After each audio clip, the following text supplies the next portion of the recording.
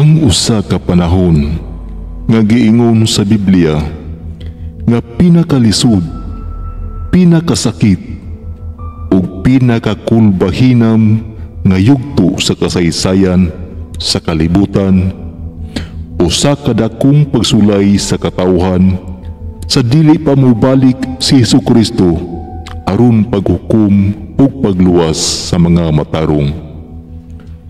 Ang tribulation magsugod human sa pagkuha o rapture sa mga matarong, kung buot ipasabot sa uban nga pagtulunan o sa dihang ang usa ka mapintas nga leader, ang Antikristo, mopirma og kasabutan sa kalinaw uban sa Israel.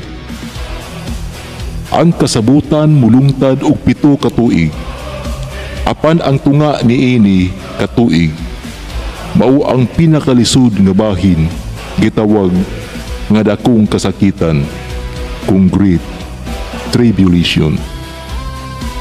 Sa sinugdan daw malinawon apan nagkadugay ang Antikristo mupakita sa iyang tinuod nga naong. Pagpanglimbong ug pagpanghari pinaagi sa gahom ug pagpangdaog sa kalibutan. Magsugod ang mga gubat tali sa mga nasud, kagutom, linog ug mga natural nga katalagman. Ang unang 4 ka silyo sa pinadayag mao ang gitawag nga 4 ka mangangabayo sa kapahamakan. Ang puti nga kabayo, ang Antikristo magdala og piki nga kalinaw. Ang pula nga kabayo magdala og gubat ug pagdanag. Ang itom nga kabayo kagutom ug kakabus. Ug ang ikupat maputlang kabayo kamatayon tungod sa sakit ug gubat.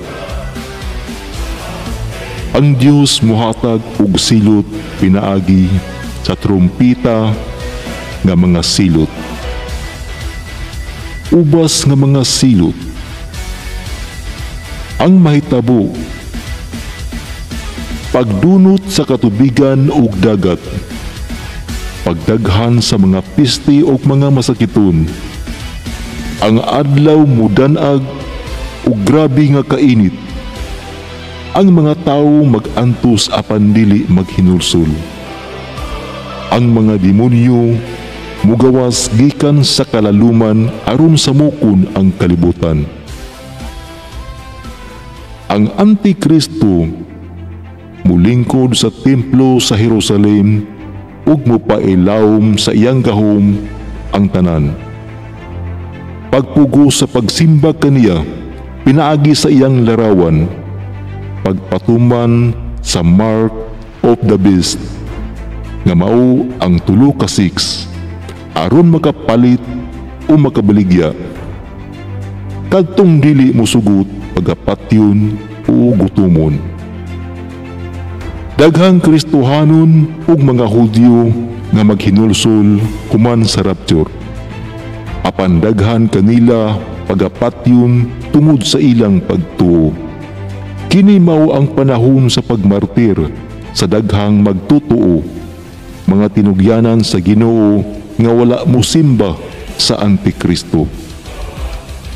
Ang kalibutan maigo sa dagkong kalayo, ulan sa bato ug kalayo nga gikan sa langit. Ang mga dagkong syudad mahanaw, ang mga nasod magkagubot tungod sa Armageddon, dagkong gubat tali sa mga nasod ug sa puwersa sa Antikristo.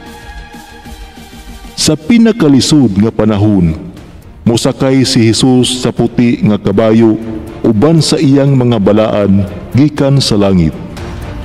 Gubato niya ang Antikristo ug ang iyang mga kasundaluhan. Ang Antikristo ug ang piki nga propeta ilabay sa danag nga kalayo. Ang mga daotan patyon ug ang Ginoo maghari sulod sa 1,000 ka tuig. gitawag nga millennial kingdom.